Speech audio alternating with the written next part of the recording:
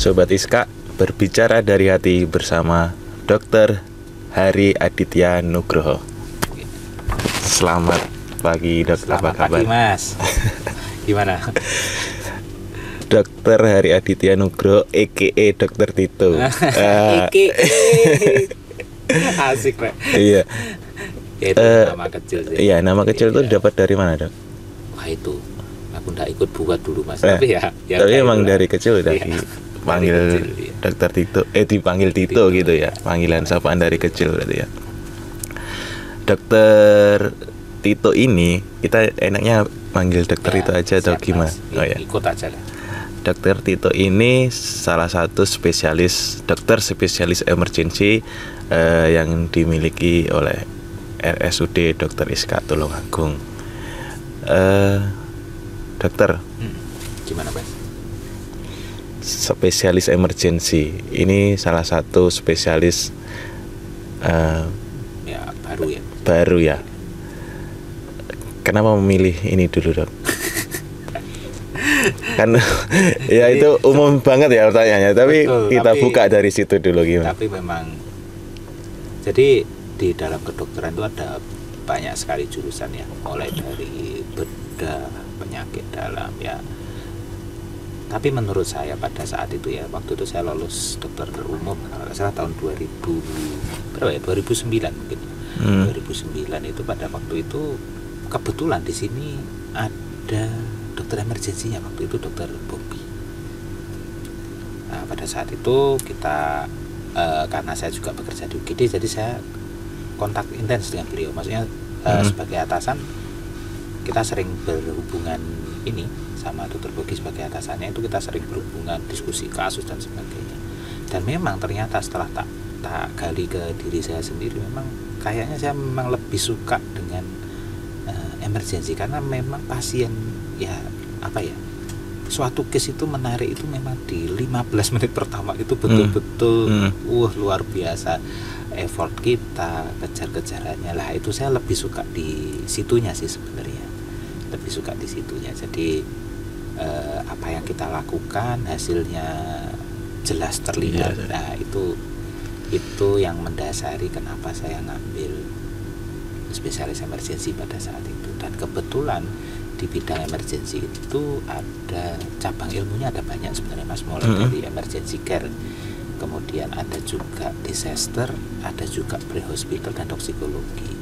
Lah ya, dari empat-empatnya itu jujur aja saya senang semua, mulai dari toksikologi saya juga senang, dari pre-hospital ya seperti untuk kegiatan PSC, ambulan itu kita juga saya waktu itu benar-benar tertarik dengan pre-hospitalnya, dan juga ada disaster di situ, di mana disaster ini ya sesuatu yang di luar rencana kan ya, di luar kapasitas kita juga, mulai dari bencana alam sampai ya intinya apapun yang di luar kapasitas kita.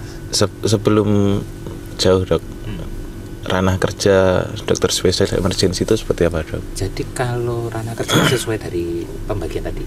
Nah, karena pembagiannya ada 4 kan tadi, mulai dari disaster, berarti kita akan ada spesialis emergensi yang mengkhususkan diri lebih ke arah disaster. Nanti dia akan mengambil konsultan sebagai konsultan disaster. Kemudian ada juga yang di pre-hospital, ada juga yang di pre-hospital, berarti ini di luar rumah sakit. Di luar ya? Ya, berarti sebelum ke rumah sakit, mulai dari sistem ambulan, cara perujukannya, bagaimana kalau ada mass casualty incident atau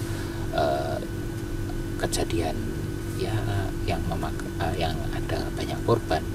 Kemudian juga ada yang ini emergency care atau yang di UGD. Nah, tentu saja lingkup kerja kita ya meliputi itu. Kalau di rumah sakit kita memang mengkhususkan diri hanya di UGD, di mana pelayanan kami kalau yang ada di rumah sakit sebagai emergency care itu sifatnya adalah menstabilisasi pasien yang datang dengan kondisi tidak stabil. Kemudian kita akan meresusitasi. Kemudian sama satu lagi adalah kita akan mendisposisi pasien ke ke bagian-bagian atau spesialisasi yang kompeten, misalkan kasus usus buntu misalkan, kita akan merujuknya ke bedah dan sebagainya.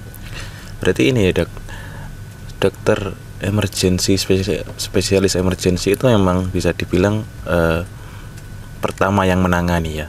Iya, betul. Ketika Jadi, pasien itu datang, betul. pertama yang menyambut, yang menangani adalah Ya, dokter spesialis emergency. Di peran dokter emergency di hospitalnya, di emergency care-nya.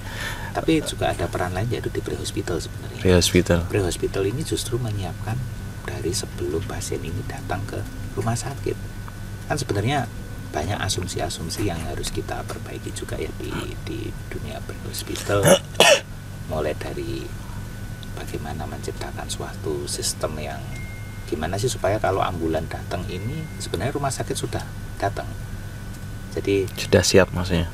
Bukan, maksudnya kita yang membawa rumah sakit itu. Oh iya. Bukan kita mengantarkan saja. Nah ini makanya nanti mungkin kita perlu membedakan antara mana sih yang harus pakai ambulan dan mana yang tidak. Nah itu nanti itu salah satu pendapat-pendapat yang harus kita luruskan ya di dunia. Nah kemudian peran dokter emergency di situ sebagai satu adalah untuk menciptakan sistem sebenarnya, sistem bagaimana pre-hospital ini berjalan dengan baik, bagaimana rumah sakit bisa kita bawa ke pasien, sehingga itu yang utama yang itu dulu. Kemudian bagaimana menyiapkan ambulannya, tenaga kerjanya, itu tugas dari spesialis emergency medicine di peran di pre-hospital. Begitu juga di disaster atau di bencana itu juga sama, bagaimana kita mengkoordinasi, karena kita kalau misalkan dalam suatu bencana itu kita merupakan salah satu klaster kesehatan dari sistem kebencanaan yang ada di nasional. Jadi misalkan komennya atau komandonya itu dipegang oleh BPBD, lah kita tuh salah satu klaster kesehatannya di bawah dinas kesehatan mestinya nanti. Yang jelas spesialis emergency ini adalah yang paling terdepan kan gitu dok, bisa dibilang seperti itu ya. Posisinya ya. Lantas yang saya mau tanyakan dok, kenapa spesialis emergency ini menjadi 5 terbesar yang paling langka gitu? Kalau kita browsing jarang banget. Oh ya. Iya.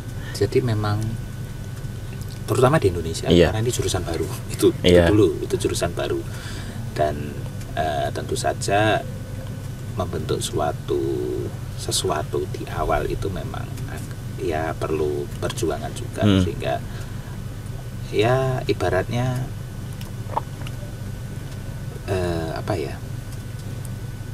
kalau misalkan kita mau mengambil suatu jurusan yang sudah terkenal misalkan seperti itu kan udah ada contohnya, nanti kerjaannya kurang lebih akan seperti ini dan sebagainya. Nah sedangkan di emergency itu karena jurusan baru, otomatis kita untuk menarik minat ini memang lebih dengan banyak usaha ya. Maksudnya gimana sih cara kerjanya seorang dokter emergency itu banyak yang nggak tahu. Itu yang menyebabkan kita tuh jumlahnya masih sedikit ya. Center pendidikannya juga masih sedikit. Center pendidikan saat ini sampai per hari ini tahun Agustus 2024 itu masih ada 1 hanya di Universitas Brawijaya Malang ya. Tuh kalau menurut saya kenapa kok emergency ini belum banyak ya. Iya. Dan yang ketiga ya mungkin membayangkannya sudah dari dulu. Ya padahal kalau berdasarkan cerita dokter berarti kan sangat dibutuhkan sekali ya. Ya. Di setiap kejadian itu kan ya memang 15 menit pertama seperti yang dokter bilang tadi itu penanganan yang paling penting. Sangat menentukan hasil akhir juga sebetulnya. Ya. Karena banyak sekali penyakit atau kejadian misalkan kecelakaan dan sebagainya itu justru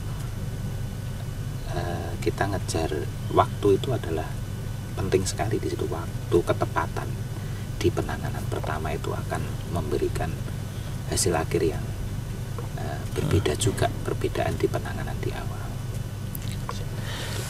Dokter, boleh diceritakan kegiatan Dokter Tito di RSUD Dr. Iska saat ini sebagai apa dan bagaimana, Dok? Jadi kalau di RSUD Dr. Rizka, saya berperan sebagai dokter emergensi, sebagai fungsional, sebagai dokter emergensi, di mana saya melayani pasien-pasien dengan yang datang ke UGD dengan kegawatan tentu saja kalau yang masuk ke UGD. Di situ peran saya adalah seperti tadi, saya akan meresusitasi, stabilisasi dan mendisposisi pasien, bagaimana pasien ini bisa bertahan sampai mendapatkan penanganan dari dokter yang misalkan perlu tindakan operasi dan sebagainya. Kemudian selain itu saya juga peran saya di pre-hospital itu sebagai koordinator di PSC, di mana di sini kegiatan saya di PSC ini lebih mengarah ke menjaga sistem yang sudah berjalan ini supaya pelayanan ke masyarakat tetap baik. Bagaimana menanggapi telepon dari masyarakat, misalkan menangani rujukan dan sebagainya, termasuk menyiapkan SDM, Mas. Itu yang kami lakukan selama yang saya lakukan di PSC dan di PSC Public Safety Center-nya 119. Betul. Awal mulanya seperti apa sih, Dok, adanya PSC ini? Sebenarnya ini dulu saya dengar cerita juga, karena saya waktu itu belum di sini, tapi saya sudah waktu saya sedang sekolah. Ini awalnya itu diinisiasi oleh Bapak Bupati dan Pak Direktur. Waktu itu Pak Bupati, Pak Bupatinya Sehari ya, Pak Sehari sama ya Pak Heru juga, mungkin ya Pak Heru, terus Pak Sehari ya. Kemudian beliau dan Dr. Supriyanto, beliau menginisiasi untuk membuat suatu pelayanan pre-hospital. Bagaimana sih supaya, kan sebenarnya banyak sekali penyakit-penyakit atau pasien yang mana kalau misalkan kita tangani dengan cepat di awal itu memberikan hasil yang sangat bagus sebenarnya. Sehingga pada saat itu beliau memanggil Dr. Bobby kalau tidak salah untuk menyiapkan ini semua, untuk menyiapkan bagaimana membuat sistem pre-hospital yang baik di area Tulungagung pada saat itu. Sehari sebelumnya Dr. Bobby itu spesialis emergency medicine yang pertama di ISKA dulu. Di ISKA dulu. Ya. Oh ya. Sekarang beliau di Malang kayak. Di Malang. Pindah ke Kanjuruhan sebagai direktur juga ini. Iya. Enggak dilanjut tadi. Nah, setelah itu pada saat itu Pak Bupati dan Pak Dir akhirnya mengirimkan 10 orang, Mas, untuk pergi ke Malaysia. Ke Kuala Lumpur General Hospital. Di situ teman-teman 10 ini terdiri dari 9 perawat dan 1 dokter.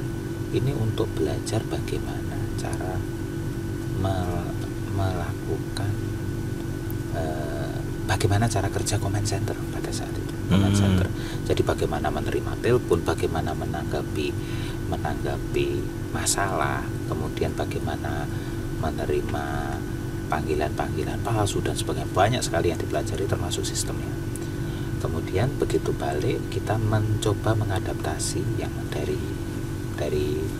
Hospital Kuala Lumpur itu, kita adaptasi, dibuatlah sistem yang pada waktu itu dibukalah dengan nama TEMS, Tulungagung Emergency Medical Service. Nah, dengan berjalannya waktu itu memang luar biasa, langkah yang dilakukan itu luar biasa, karena itu tadi kita membawa rumah sakit ke pasien, bukan pasien yang datang ke rumah sakit. Enaknya ngomong kayak jemput bola ini. Bola. Jadi penanganannya bisa lebih cepat, lebih efisien juga, di perjalanan juga tidak ada masih ada penanganan di dalam perjalanan, sehingga tidak ada waktu yang tertunda. Kemudian pada saat itu kalau tidak salah Bu Menteri Kesehatannya adalah Bu Nila Muluk.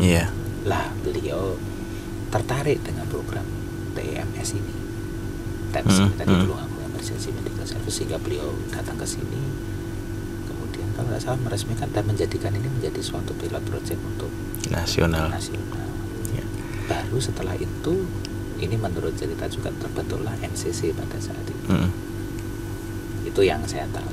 Nah, habis itu kita berkembang, nama kami berubah menjadi Public Service Center, di mana di sini kita bisa diakses oleh masyarakat melalui telepon, WA, dan melalui emergency button.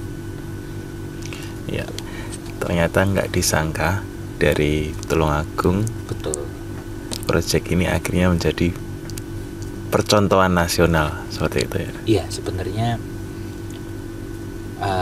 memang nggak bisa dikebiauyah ya. Iya. Karena gini, setiap public service center itu tiap daerah pasti akan berbeda karena geografis yang pertama, adat.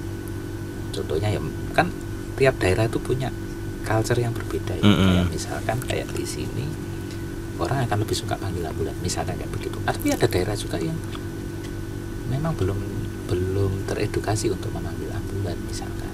Ada juga daerah yang sebenarnya sudah jalan semua, cuman macet. Mau jarak 3 kilo makan waktu 1 jam lah, ini kan juga suatu masalah juga. Lah di sinilah permasalahan tiap. Jadi kebetulan pada saat itu sistem yang baik ini berada di lingkungan yang tepat juga. Maksudnya sistem TEMS pada saat itu di launching ada kebetulan di daerah. Kalau misalkan ini waktu itu mungkin di tempat yang lebih kompleks mungkin tidak bisa berkembang malah ya, karena pada saat itu perkembangan kita bisa cepat karena lingkungannya mendukung juga pada saat itu. Saya rasa itu poin plus kenapa waktu itu Tulungagung bisa berkembang untuk PSC. Kalau menurut dokter dengan kondisi wilayah di Tulungagung saat ini terutama, seberapa butuh masyarakat dengan PSC? Sebenarnya dengan kondisi saat ini Tulungagung memang sangat dibutuhkan PSC ini, sehingga yang sudah jalan dengan bagus, sebagai contoh ya, di dalam PSC itu banyak sekali panggilan tentang serangan jantung misalkan. Ini jadi kalau misalkan orangnya atau tinggalnya di daerah yang agak jauh, agak di pinggir, itu kalau mereka menghubungi PSC, ambulan datang, itu bisa datang ke vaskes terdekat. Paling enggak untuk dilihat dulu, oh ya ini memang serangan jantung. Bisa dikonsulkan via telemedicine ya ke comment center, sehingga bisa langsung dilakukan penanganan. Oh ya ini memang serangan jantung. Obat-obatan masuk saat itu juga. Kemudian langsung di refer atau dirujuk ke rumah sakit Dr. Rizka. Itu salah satu contohnya. Itu memangkas banyak hal sebenarnya. Contohnya lagi adalah ada beberapa penyakit misalkan kayak gula darahnya turun, pasien tidak sadar. Itu sebenarnya kalau yang datang ambulan selesai dengan cepat. Oh gitu. Karena begitu dapat obat-obatan, ya kalau kejadiannya belum lama kemungkinan pasiennya bisa bangun lagi dan mungkin bisa ditangani di vaskes terdekat. Itu sangat mempersingkat waktu dan mengurangi efek samping dari penyakitnya itu tadi. Nah, hasilnya akan berbeda juga nanti. Iya. Ya itu kenapa kok ya saya rasa semua daerah butuh sih. PSC ini memang sangat dibutuhkan ya. Lantas mungkin masyarakatnya atau pemerintahnya ya yang sekiranya PSC ini kurang diminati atau kurang didengar atau kurang diketahui ya, Dok. Ya, jadi memang suatu layanan. Ini tidak lepas dari promosi juga. Maksudnya promosi dalam artian kita harus memperkenalkan ini. Kalau tidak, penggunanya juga tidak akan terlalu banyak. Itu yang pertama. Nah, sekarang permasalahannya adalah keengganan masyarakat dalam memanfaatkan PSC ini. Mungkin kalau dari data yang sudah kita dapat ada banyak mas sebenarnya. Salah satunya adalah merasa terlalu lama. Memang di sini tidak semua kasus akan langsung secara cepat. Misalkan contoh paling gampang, demam 1 hari minta dijemput ambulan, ya mohon maaf itu bukan. Nah ini yang sebenarnya dari segi promosi kita itu yang edukasinya yang harus tepat. Jadi tidak semua case itu pasti akan ditangani. Wah, aku kemarin telepon PSC loh, didiemin, malah disuruh ke puskesmas, ibaratnya kayak begitu. Ternyata kasusnya memang demam. Nah, itu kita akan mendulukan case-case yang betul-betul prioritasnya dalam hal kegawatan ya. Betul. Jadi tidak semua kasus akan kita lakukan penanganan. Di situ ada protokol-protokol. Nah, itu yang belum teredukasi dengan baik. Jadi memang perlu ya peran bersama-sama gitu. Bukan salah satu pihak atau instansi, memang kita harus bersama-sama. Kalau memang ini mau jalan ya promosinya harus gencar, edukasinya juga harus jalan seperti itu ya, Dok. Promosi saja tanpa edukasi juga ngeri. Iya. Karena ini nanti akan menimbulkan kekecewaan malah. Benar. Kalau misalkan edukasi aja tanpa promosi, ya tahu memang ini harus manggil ambulan, tapi manggilnya kemana, aksesnya gimana. Nah, tapi sebenarnya PSC Tulungagung itu sudah siap untuk dipromosikan, maksudnya disebarkan ya, karena memang akses untuk akses untuk menghubungi PSC itu sudah beragam, mulai dari emergency button, telepon, WhatsApp bisa, bahkan yang paling HT bisa. HT bisa. Ini baru ini. HT itu bisa. Karena memang radio medik itu bisa kita. Gitu ya. Karena selama ini kadang-kadang kita sama kepolisian itu juga ada komunikasi. Ada komunikasi ya. Betul.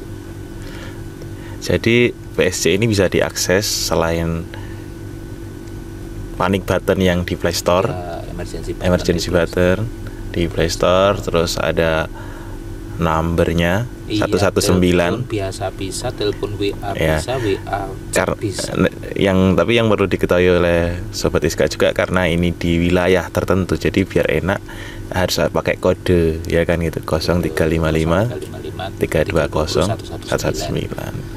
Dan ada juga nomor WhatsApp-nya. Betul. Gitu. Itu nanti akan lebih enak lah, Mas. Sebenarnya segala cara sudah siap. Kita siapkan. Cuman ya.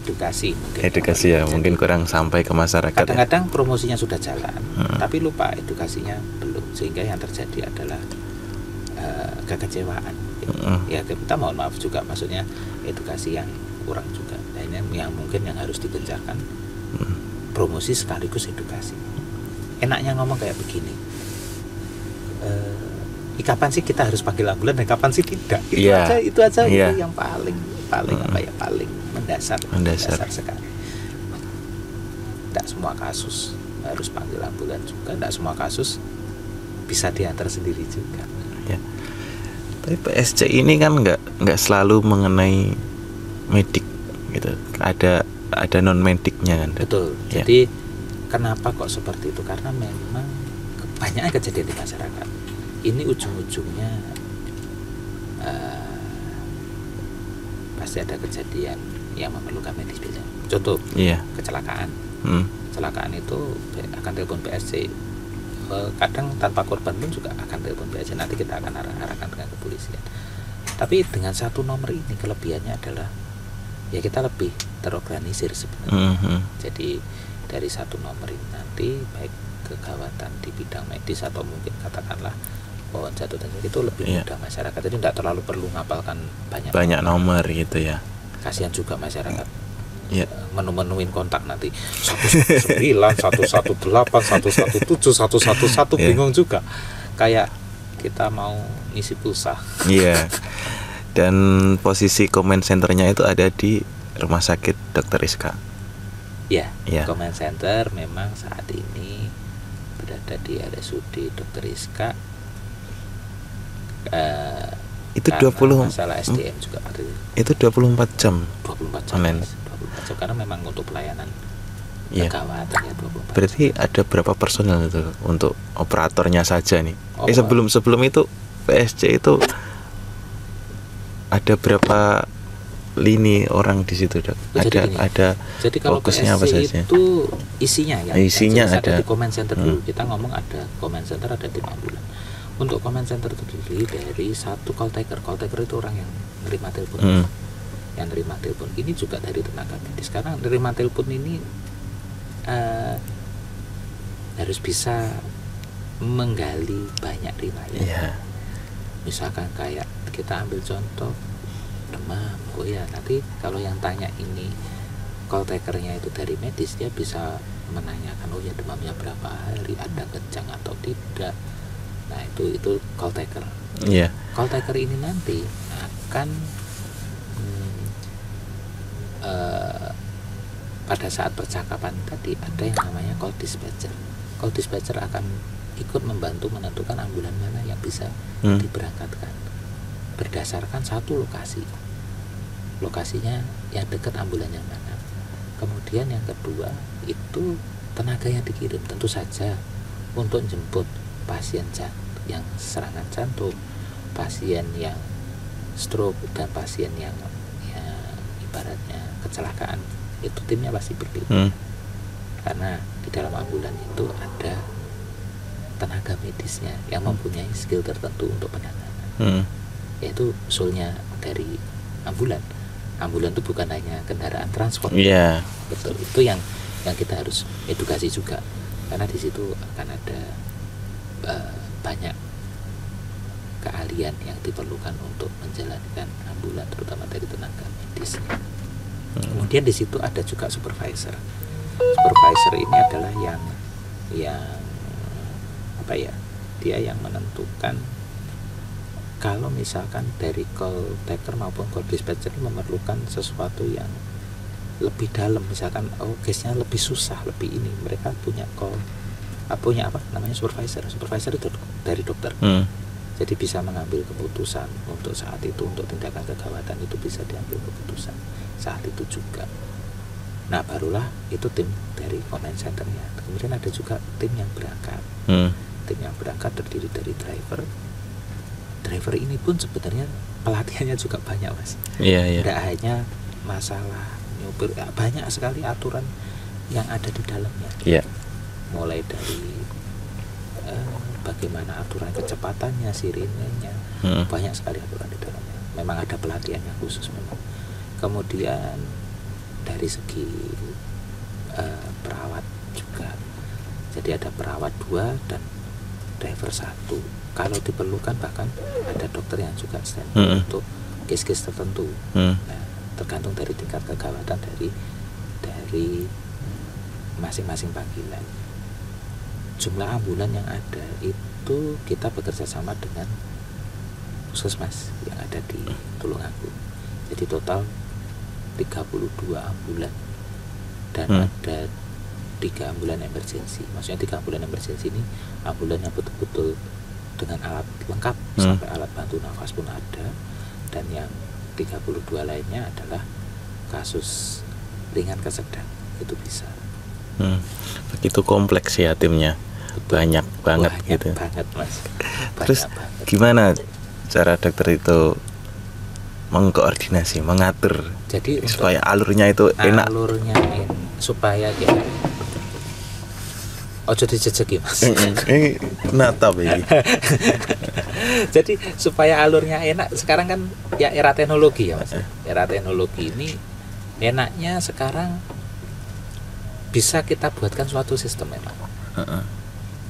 Bagaimana kita bisa mendeteksi satu dari telepon aja ya, dari cara menghubungi. Itu sekarang sudah ada emergency button, itu yang pertama. Kemudian ada juga telepon WA, itu sudah mempermudah alur pertamanya.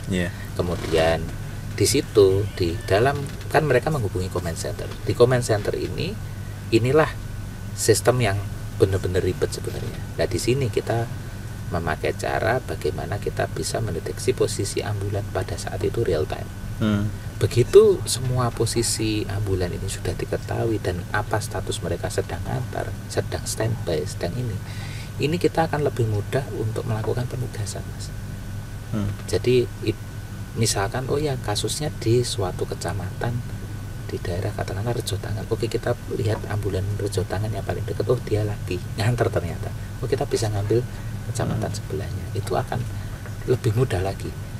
Terus di sini yang menentukan tim yang berangkat itu tadi kita sudah menyiapkan call dispatcher. Call dispatcher ini nanti yang menentukan tapi ini tidak bisa karena ini perlu tenaga yang lebih advance, bisa diambilkan dari kecamatan yang mungkin lebih dekat. Lebih dekat lebih advance untuk tenaganya. Itu sih anunya. Iya. Mirip sama apa ya? Ojek online. Ojek online ya, kita bilang ojek online tanpa embel-embel ya, ojek online ya. Mirip seperti itu, tapi bedanya adalah fungsi. Beda fungsi. Tapi memang untuk panggilannya mirip. Penugasannya mirip, tapi proses penugasannya kalau ojek online kan kamu butuh berapa orang, butuh mobil apa butuh motor kan seperti itu. Kalau ini sebenarnya kalau ini arahnya ke case-nya. Ke case-nya ya. Apa sih gitu. Okay. Kompleks memang. Kompleks banget ya. Memang kompleks, memang kompleks. Dan apalagi ya? Mungkin pengembangan. Jadi PSC sendiri ini ibarat membuat sistem ini sudah susah ya, maksudnya sistem ini susah. Dulu Dr. Bobi, Dr. Supriyanto dan Pak Bupati untuk membuat sistem ini bisa ada dan running itu luar biasa, effortnya sudah luar biasa. Sekarang kita mencoba untuk mengembangkan yang kita lakukan saat ini, di mana PSC itu ibaratnya kalau kita bisa menganalogikan gitu ya, PSC itu kayak lemari kosong sebenarnya Mas, lemari kosong yang sudah ada rak-raknya, di mana di situ bisa kita masukkan banyak program sebenarnya Mas. Salah satunya yang sudah jalan dan sangat bagus sehingga kita bisa menjadi rujukan dalam bidang kardio, yaitu melalui program Laskar. Ya. Lah, itu adalah pengembangan. Dengan program Laskar harapannya adalah pasien-pasien dengan serangan jantung itu bisa terdeteksi dengan cepat. Yang pertama kuncinya adalah deteksi dulu, kemudian mempercepat alur supaya dia segera masuk ke UGD, segera tertangani apabila pasang ring jantung. Itu semua sudah begitu pasien ini menghubungi PSC dan sudah teridentifikasi dia serangan jantung, maka tim UGD maupun tim cath lab sudah ready. Itu juga kita lakukan untuk stroke Mas, untuk kasus-kasus stroke. Lah itu kayak PSC itu kayak wadah yang sudah siap kita isi sebenarnya. Iya. Nah, wadah ini luar biasa bagus, tinggal kita mengisi dengan sesuatu yang bermanfaat. Salah satunya ya Laskar tadi, stroke, bahkan program stunting pun bisa jalan di situ. Ibu dan anak juga bisa jalan di situ, kehamilan juga bisa jalan di situ. Banyak sekali Mas pengembangan program setelah PSC ini menjadi semakin luas ya, dan semakin bermanfaat tentunya. Betul. Ya, harapannya sih ya kita memang masih belum perfect, jauh dari perfect. Kita memang masih belajar. Harapan kami ke masyarakat mohon dukungannya. Jadi memang suatu sistem itu tidak mungkin bisa langsung berjalan dengan baik.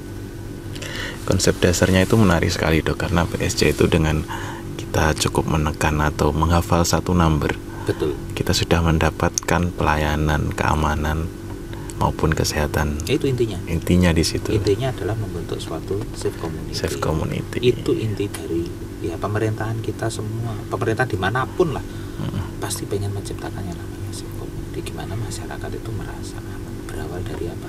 Ya memang salah satu tolok ukurnya adalah bagaimana pelayanan kesehatannya. Dan kalau masyarakatnya aman, tinggal liburan, main-main kerja gitu. Itu mau nggak khawatir lagi. Iya. Mau mengembangkan pariwisatanya, mau mengembangkan apapun bisa.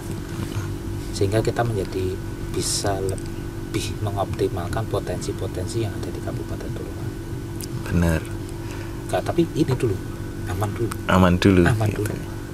Aman baik dari segi macam-macam, termasuk di dalamnya adalah aman di bidang kesehatan. Seperti yang saya lihat kemarin, dokter juga suka adventure ya. Iya.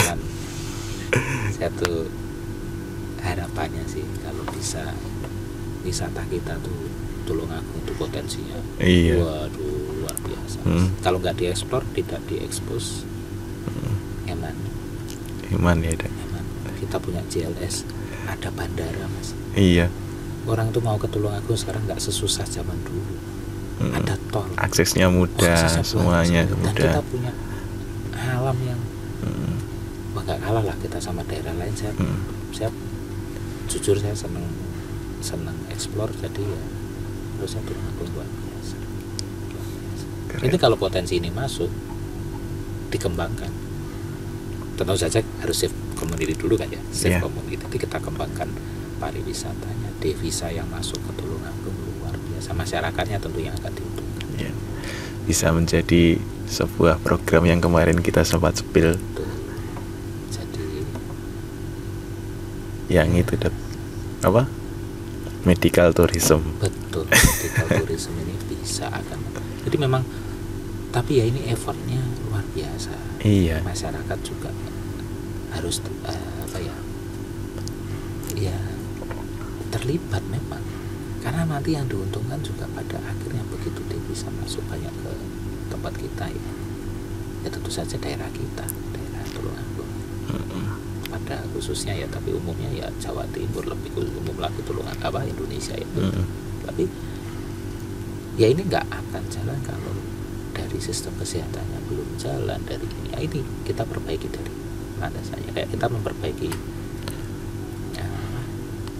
Pak Supriyanto dulu waktu membuat swab PSC, dia tidak berani membuka PSC sebelum ruangan air intensif bagus, UGD bagus, baru PSC-nya di jalan. Ini sama, sebelum kita membuka pariwisata, infrastrukturnya lah ya, keamanannya semua tertata, baru pariwisata.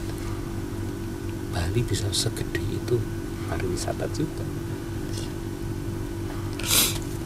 Bayangkan kalau gimana kalau kita tinggal di Tulungagung, penghasilannya Bali. Kan enak, masyarakat juga enak senang juga. Tinggal jaga budayanya aja biar nggak hilang. Takutnya itu tantangan terbesarnya itu. Ya. Jadi kalau begitu kita mengundang wisata, otomatis pertukaran budaya akan lebih kencang.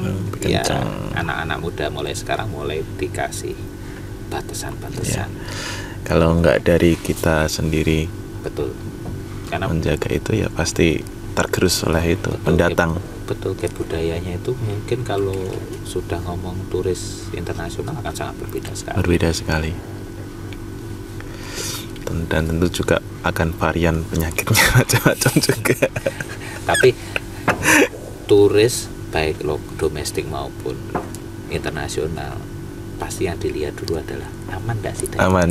Jujur, iya. Coba jenengan mau berkunjung ke suatu daerah, pasti jenengan akan ini sekarang aman nggak sih sekarang di sana? Kalau saya ada apa-apa di sana, rumah sakitnya bisa nangani nggak sih? Pasti akan mikir seperti itu ya. Itu basic need, maksudnya basic need-nya bagi pariwisata, wisatawan ya, salah satunya adalah kesehatannya harus aman, lingkungannya harus aman. Tulungagung aman kok, tinggal telepon 119. Harapannya gitu. Itu masyarakatnya, kasus kejahatannya minimal. Wah, pasti tambah investor akan senang invest ke Tulungagung. Saya rasa itu. Siap. Semoga cita-cita yang mulia ini bisa. Betul. Mari kita awali dari masing-masing bidang. Kita kawal melalui masing-masing bidang. Mendengarkan podcast ini ya. Barangkali dari dinas yang lain mungkin kita awali, kita bersinergi, mungkin duduk bareng sekali 2 kali. Iya. Ayo kita kembangkan. Perlu itu, Dok. Iya. Jadi dari kesehatan kita akan nyusun seperti ini. Iya. Dari kepolisian mungkin seperti apa ini, gitu ya. Dari infrastruktur, dari dinas pariwisata atau dari dinas PU untuk jalan-jalan, banyak sekali.